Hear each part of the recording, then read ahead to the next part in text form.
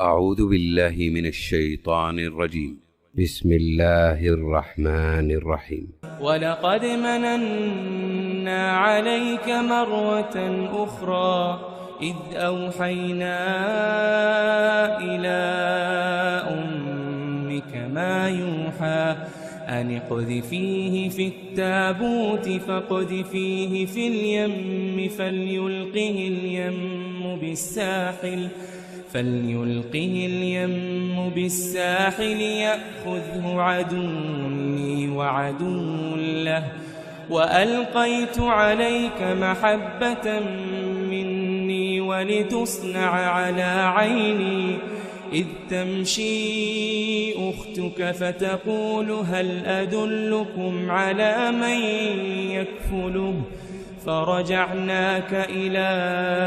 أمك كي تقر عينها ولا تحزن